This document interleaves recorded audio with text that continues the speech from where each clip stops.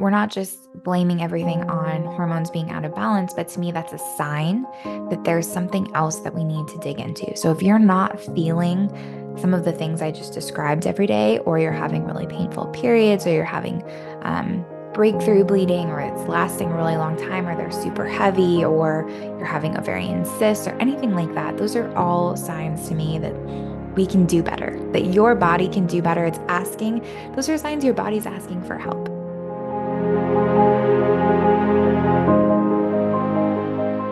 Hello, my lovely friends, and welcome to today's episode of What We Tell Our Daughters.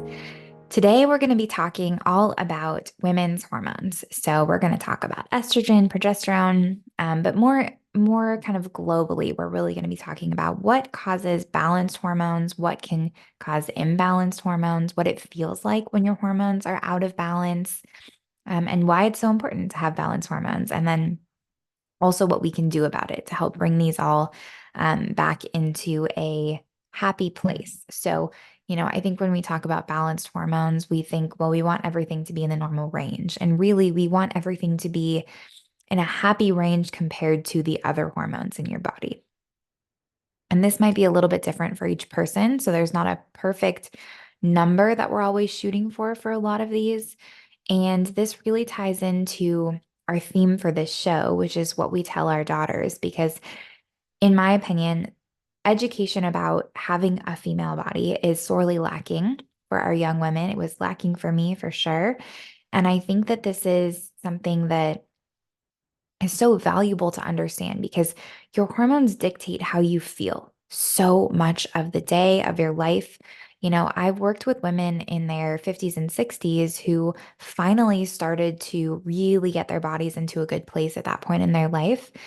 And they've looked back on their life in tears, thinking, if I could have done this when I was 20, 30, 40, maybe my life would have gone differently. Maybe I wouldn't have gotten a divorce. Maybe I would have been a better parent and shown up for my child in a different way. And so there is, I think, more talk now of having balanced hormones and what it means to have a happy, healthy body. But I still think that it's undercredited when we think about just how much of an impact it has in so many aspects of our life, our energy, our mood, our vitality, just our feeling of being ourselves. And so that's what I want to talk about today is um, what are some symptoms that your hormones might be out of balance or not in an optimal range for your body, and then what we can do about it and some of the reasons that this happens.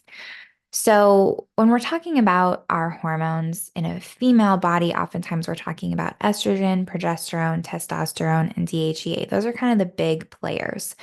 And you probably hear estrogen and progesterone talked about a lot because those are the ones that we play with or we alter when we take something like a hormonal birth control.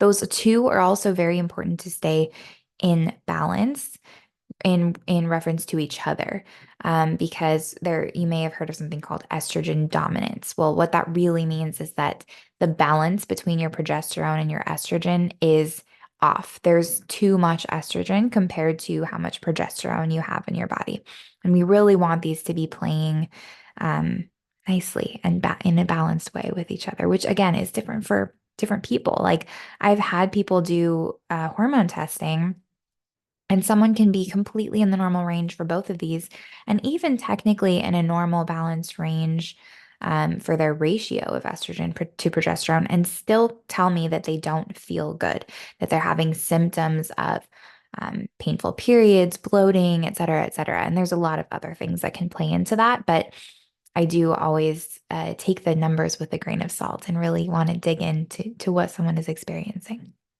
First thing is first, when we're talking about balanced hormones, to me, someone who has a balance in their body has energy in the morning. You wake up and you feel ready to start the day. You feel excited for your day.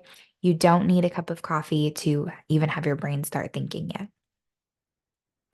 yet. You also ideally have regular-ish, within plus or minus 3 or 4 days, menstrual cycles. You're not having a lot of pain with your menstrual cycles.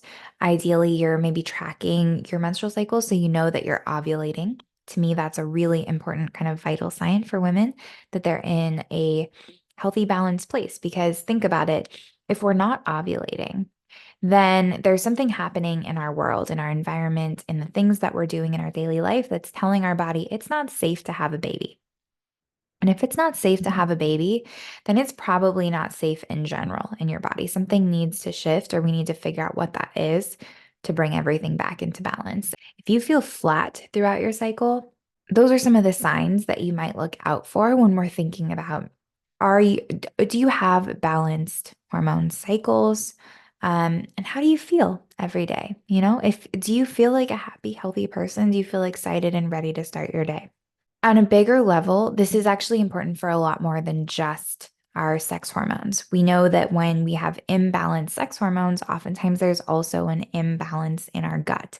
And when there's an imbalance in our gut, there's oftentimes an imbalance in our brain chemistry as well.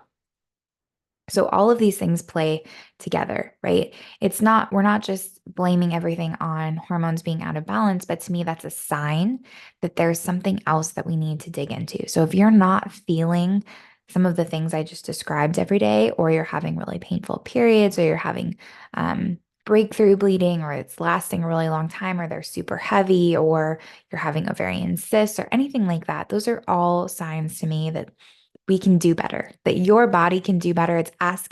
Those are signs your body's asking for help. So, some of the reasons that we start to get hormonal imbalance, I mean, if we just look at the world we live in today, this is not a world that is very tailored towards us taking care of ourselves. We're very busy. We don't take a lot of time to rest. We're probably not getting enough sleep. It's also a very toxic world. We have more toxins in our environment than ever before, probably in human history. Plastics are hormone disruptors. We have so many endocrine disruptors. It's just crazy. All of your beauty products, many of them are hormone disruptors. Even things like your grocery store receipts have BPA on them, which we now know is a hormone disruptor. So we live in a very toxic world. We have to be very careful about what we touch, what we eat, what we put in our body, and what we put on our body. So for someone that uses cosmetics every day, we just need to be thoughtful about which ones those are. These are all things that can really contribute to hormonal imbalance. And women, I think, are especially sensitive. These can all affect men too, and they do. We see that now. More and more men are having lower and lower testosterone. They're having lots more fertility issues, but I think that women feel it faster. So these are all things to look out for. If anything I've described to you, or you just intuitively know that something isn't quite right for you, you don't feel great, and I just named any of those things that happen to be in your daily life frequently, drinking out of plastic water bottles, especially if you leave them in the car and they get a little bit hot, really, really dangerous for us and our health and our hormone balance.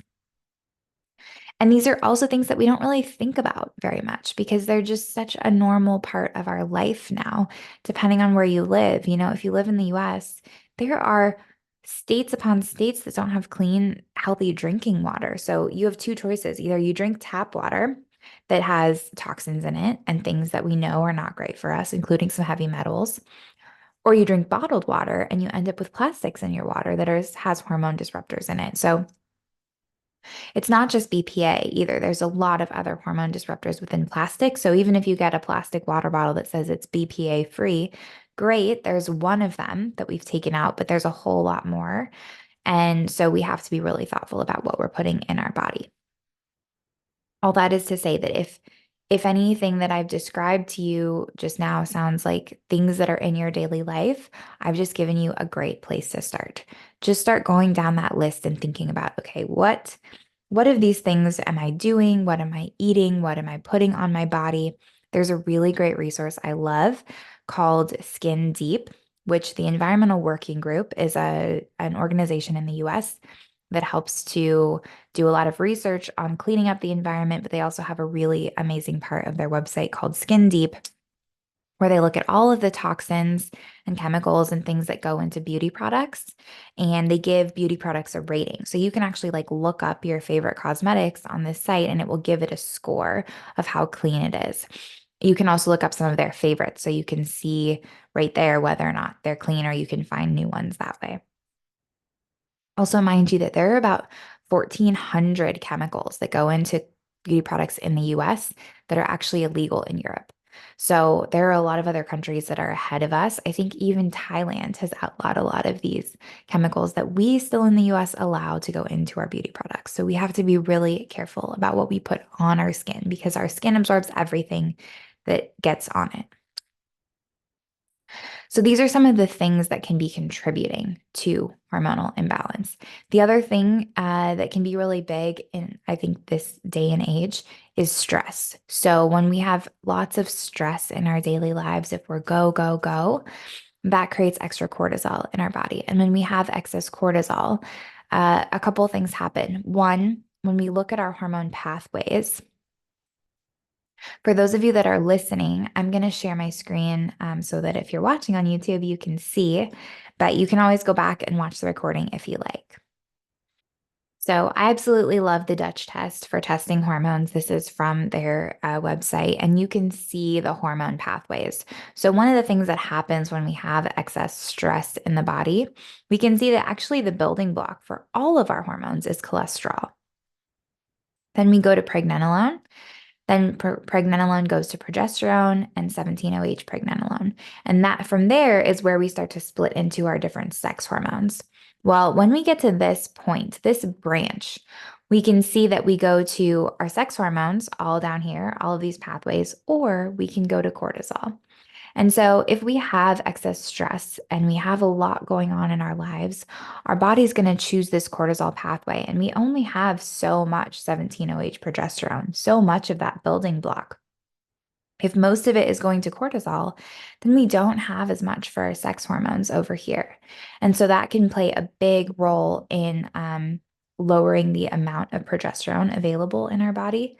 That's a really big factor. The other thing that happens here, I'm going to go ahead and stop sharing my screen now, is excess cortisol is pretty toxic for our bodies. It's a more dangerous hormone to have floating around forever than estrogen, for example.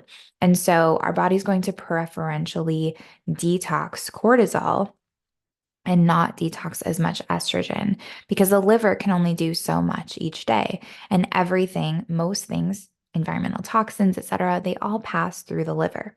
So when we have these toxins, we have excess stress, we have things that are putting stress on our liver is going to work through all of those first. And then if it still has resources, it'll say, okay, now I can detox some of this extra estrogen. A lot of times in our modern day and age, our bodies don't have the resources to get through all of that extra estrogen too. So that's another reason that we can get hormone imbalance is just from this excess stress on our liver.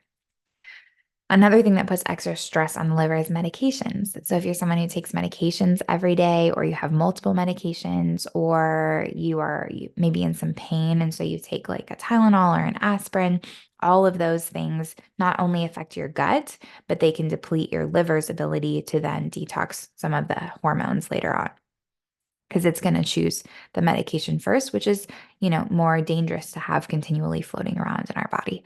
Tylenol, especially acetaminophen, depletes glutathione. And glutathione is something you may have heard of because I think it's becoming more and more popular as a supplement you can take or something you can take to help boost your detoxification.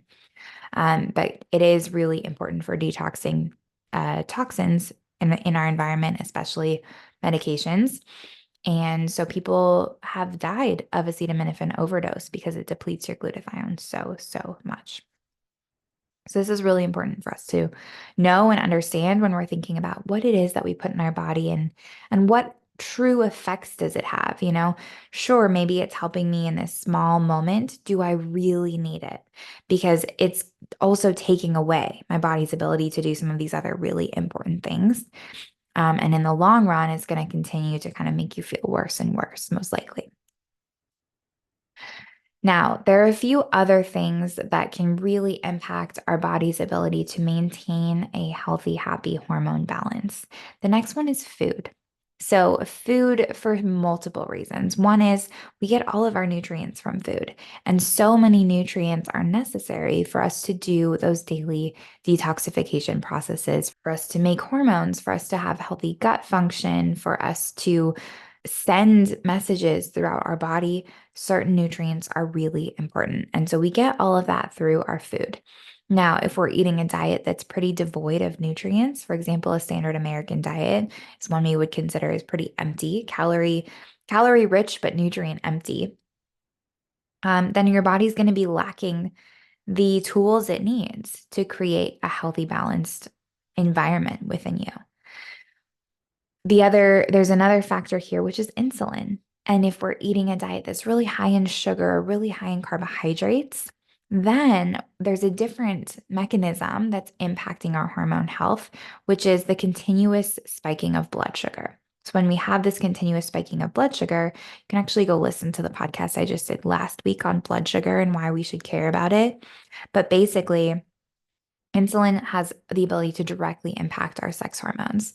And so it can play into increasing the amount of hormone available, and also just creating more of an inflammatory state in our body. So that's also a really big factor for people. So when I'm talking about how to create a healthier, more balanced, nutrient-rich diet for people, sometimes that is the only thing I need to do to help people find balance again. We don't have to do crazy things. We don't have to pull every single lever.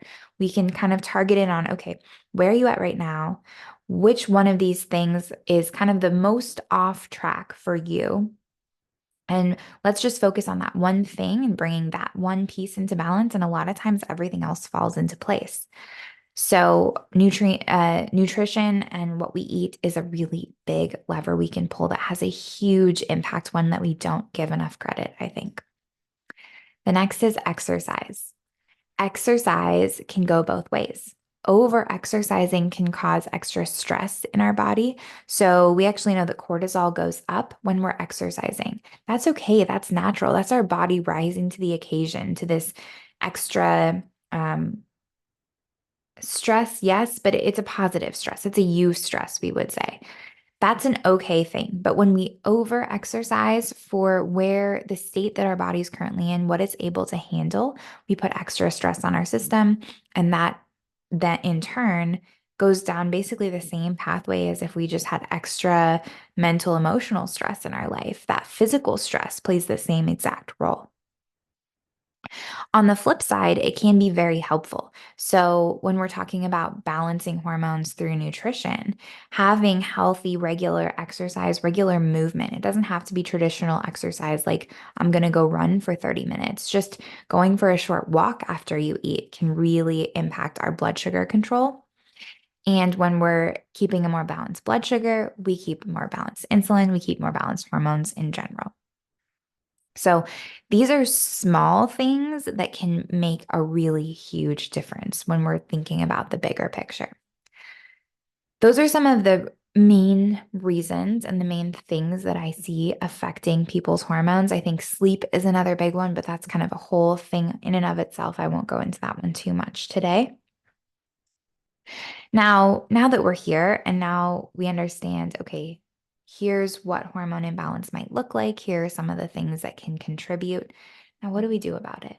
Well, I already mentioned that most of these things are lifestyle changes, and most of these lifestyle changes aren't the hugest things. You know, if you come to me and say, I love pizza, I love cookies, I love just snacking all day, things like that, we can actually work with that. We just need to find a way to get you a little bit more spaced out meals, a little bit more balanced meals, make sure that you're getting protein and fat with whatever carbs it is that you adore. Of course, I would love to get you to a place where you're eating super rich, colorful, antioxidant and micronutrient rich diet, but that's not really practical for everyone starting from the beginning. And so we have to be a little bit more thoughtful about how to just create more balance from the start. So, some nutrients that we can use specifically include magnesium. Magnesium is something that so many of us are really deficient in, actually. And so getting magnesium through food is not always the most practical. Our soil is more nutrient devoid than it has been in the past. So even if we're eating foods that have magnesium, it's usually helpful to take a supplement. So that is one supplement that I actually recommend everyone take. I think it's really helpful. It's pretty much impossible to overdose. I really love magnesium glycinate. I find that it is the probably easiest to absorb and has the least effect on people's bowel movements. Because if you take too much magnesium, you can have loose stools. So, magnesium is a really important one.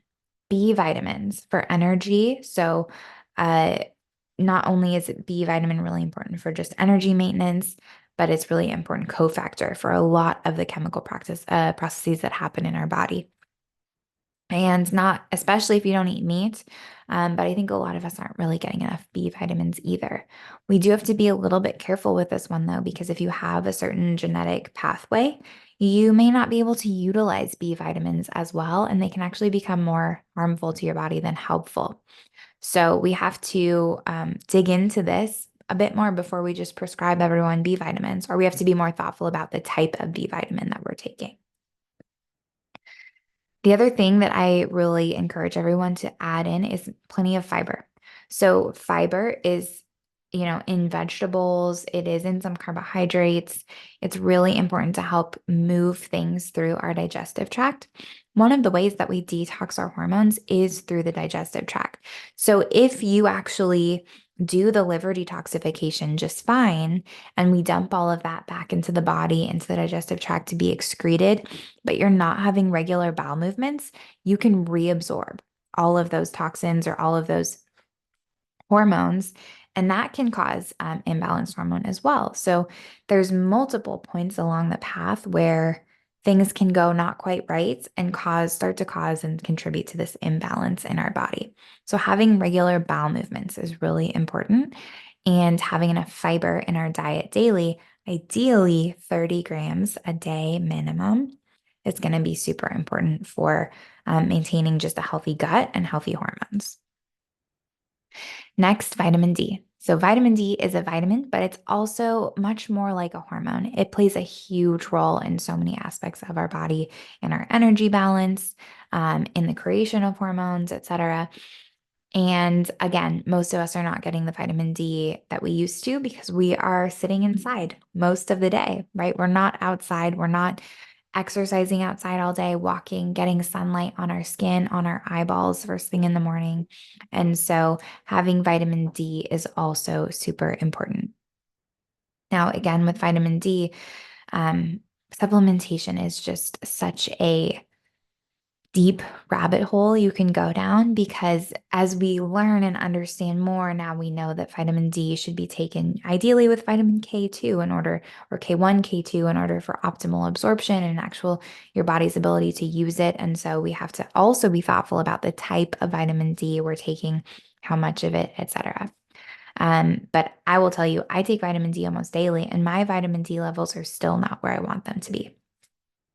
So uh, testing your D levels is a really great thing to do. And it's becoming more common that a primary care practitioner or just your regular doctor is going to test your D levels. But it's a good thing to ask for when you go to the doctor the next time and you're getting your labs run. Ask them to test your vitamin D, because sometimes people feel pretty terrible and we test their D and it's just awful. It's like in the tank. And all we have to do is give them some fish oil, give them some vitamin D, and they start to feel better.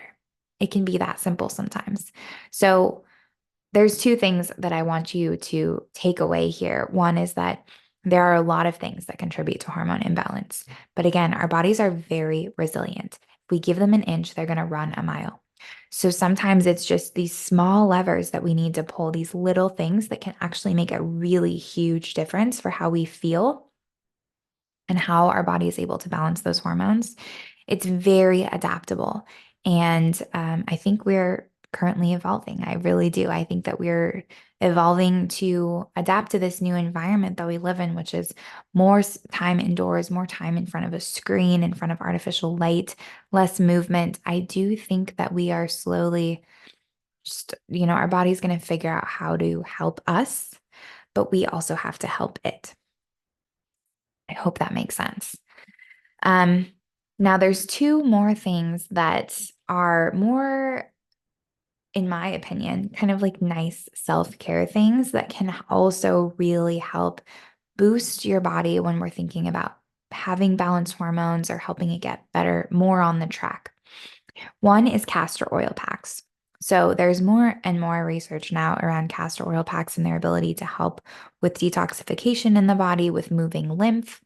Lymph is what carries toxins throughout our body, helps dump it so that the liver can then detoxify it. You can use castor oil packs over your liver. It's actually, I think, just a really nice self-care thing to do. So if you have 30 minutes in the evening, or, it really only takes about 4 minutes to get the castor oil pack ready, sometimes even less, just sit down and read a book and have a cup of tea and have a nice time and think of that as your time for you. I have seen people dissolve cysts with castor oil packs. I've seen people have massive improvements in their period symptoms just with implementing castor oil packs. So they can be super impactful for people. And basically, what you do is you want to get organic castor oil, you put it on a piece of organic flannel. And usually it helps to have a little bit of plastic over it because castor oil is really sticky and it can be really messy. Sometimes if you have a hot water bottle at home, that's really great too, because you can heat up the skin and help get that castor oil and all the lymph moving. So you do castor oil on a piece of flannel right against your skin, then a little hot water pack or something like that. And then you can do some plastic over it just to make sure that you don't get castor oil on everything because it is sticky and kind of messy. They actually sell, there's lots of pre-made packs out there now. I'll link to some in the notes that I really like that are super easy to use and super mess free and just kind of take the work out of it for you so that all you have to do is just put it on, put your feet up, get a cup of tea and read your book in the evening. And you are doing good work for helping your body detox and helping your body find its balance again. That alone can make a really big difference for people I've seen. The other one is sauna. So I know not everyone has access to a sauna, but sauna is so impressive for so many reasons. We have shown that it really boosts detoxification of heavy metals throughout the body. So anytime we can boost our detoxification processes, we're helping our body to have more balanced hormones because we're taking pressure off of the liver. We're allowing our liver to actually do work of just daily processes instead of all of these external toxins that we're putting into our body or that we're absorbing through our environment. Sauna is also really impressive for not just detoxification. It's also boosts heat shock proteins. So this is something we know can actually really impact our longevity. There's research that shows your telomeres, which is one of the ways that we measure cellular aging. So the telomere is the little end part on your chromosome, and those can actually get longer with sauna and heat shock proteins. So you're kind of like literally doing anti-aging when you're able to do sauna frequently. And usually what we found or what the research shows is an 80-ish degrees Celsius sauna for 20 minutes is a really good place to start. That's where we see some of the biggest impact in health and longevity.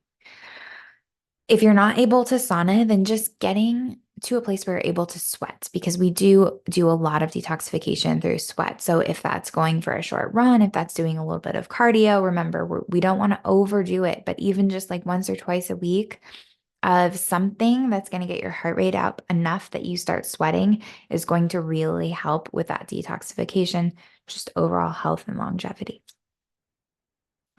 So those are some of the main reasons that we have that can, or some of the main things that contribute to hormone imbalance, some of the main symptoms to look out for when we're talking about hormone imbalance, and then some of my favorite things to do. There's lots more, depending on what type of hormone imbalance you have, which is really important to test for before you start taking all kinds of crazy supplements. But once we know where your hormones are and what needs to happen, then there's a lot of other supplements we can use to help bring all of those back into balance. And yes, we can do it without supplements. We can do it through lifestyle and nutrition and sleep and movement and all of these things. We can do it alone with those. But I do love supplements because it helps make the process go faster for people. So I can see result. I have seen people start to have results within, a month or two instead of 3 or 4 when we are able to use supplements to help boost that process in people's bodies. So I hope this was interesting and helpful for you. Thanks for listening. If you have any questions, I would love to hear them. If you have symptoms that you're curious about, drop them in the comments. And I would love to do a show and just talk about some of these symptoms and what they mean and how they help us, how that is a message from your body, trying to help you understand what it needs. There's a shift that I want to talk about briefly, which is I think we often think of symptoms as like these annoying, frustrating things that we're experiencing.